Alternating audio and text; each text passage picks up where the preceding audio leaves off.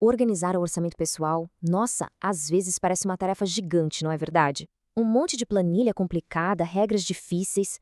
Mas e se existisse um método bem mais simples, mais intuitivo, para finalmente colocar as finanças em ordem? Pois é exatamente sobre isso que vamos conversar. Olha, essa sensação é super comum. Quem nunca olhou para as contas no fim do mês e se perguntou, gente, para onde foi todo o dinheiro? Esse costuma ser o ponto de partida para muita gente que busca ter um pouco mais de controle. A boa notícia? Não precisa ser um quebra-cabeça de verdade. E é justamente sobre essa ferramenta que a gente vai falar hoje. É uma estratégia que, olha, já ajudou milhões de pessoas no mundo todo a gerenciar o dinheiro de um jeito claro, realista e, o mais importante de tudo, de um jeito que dá para manter a longo prazo. E aqui está a essência da coisa, a regra 50-30-20. A ideia não podia ser mais simples. É pegar toda a renda líquida mensal, ou seja, aquilo que realmente cai na conta depois dos impostos, e dividir em apenas 3 grandes categorias. Sem complicação, sem dezenas de subcategorias. São só 3 focos principais. Isso não é uma modinha, não. Esse método foi apresentado lá em 2005 num livro chamado All Your Worth. A autora, Elizabeth Warren, que é senadora e professora, passou mais de 20 anos pesquisando as finanças das famílias e chegou a uma conclusão bem direta. O segredo é o equilíbrio, certo? Agora, vamos mergulhar em cada uma dessas fatias para entender o que entra em cada uma. Entender bem essa classificação é, sem dúvida, o passo mais importante para fazer a regra funcionar de verdade. Vamos começar pela maior parte do orçamento, os 50% que são destinados para as necessidades. A definição aqui é bem clara, viu? Pense naqueles gastos que são essenciais, obrigatórios, aqueles que garantem o bem-estar e fazem o dia a dia funcionar. São as despesas que, se não forem pagas, viram um problema na hora.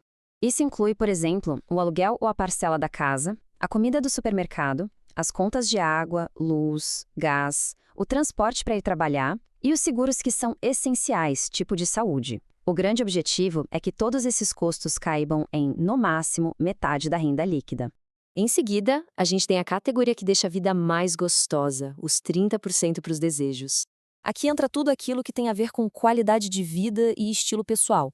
Basicamente, são os gastos que, no momento de aperto, poderiam ser cortados ou, pelo menos, reduzidos, sem impactar a sobrevivência.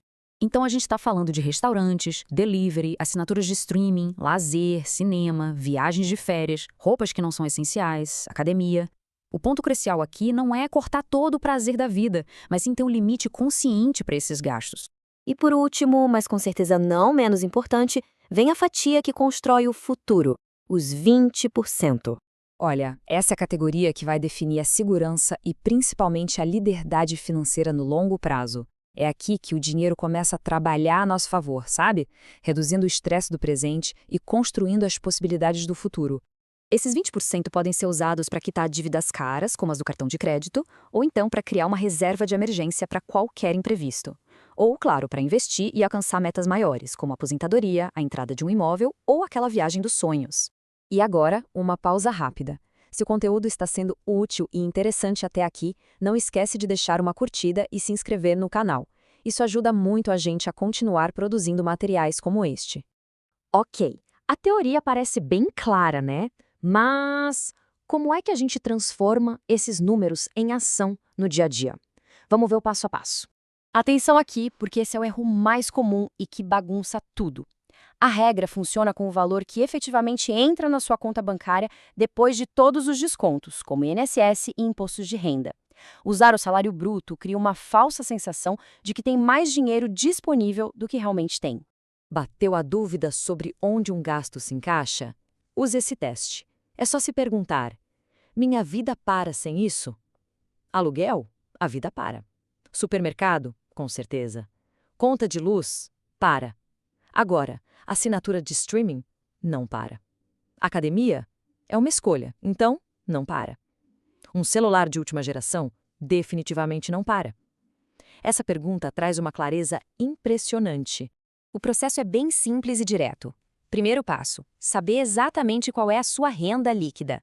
Passo 2: rastreie os gastos do último mês e separe tudo entre necessidades, desejos e poupança. E o terceiro passo: compare o resultado com a regra 50-30-20 e veja onde é possível fazer alguns ajustes. É super importante lembrar que o 50-30-20 é um guia, tá? Não é uma lei escrita em pedra. A vida real nem sempre se encaixa perfeitamente nessas porcentagens.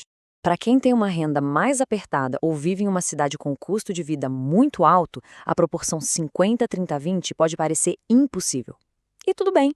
Nesse caso, uma adaptação temporária, como 70% para necessidades, 20% para desejos e 10% para poupança, pode ser um ponto de partida bem mais realista. O mais importante é criar o hábito de poupar, mesmo que seja um valor menor no começo. Agora que a lógica do método está bem clara e que a gente viu que ele é flexível, só resta uma pergunta: quando começar? E a resposta é a mais simples e direta possível. Não é amanhã, nem no próximo mês, nem quando vier um aumento. O melhor momento para tomar as rédeas da vida financeira é agora. Lembre-se sempre, começar com pouco é infinitamente melhor do que nunca começar.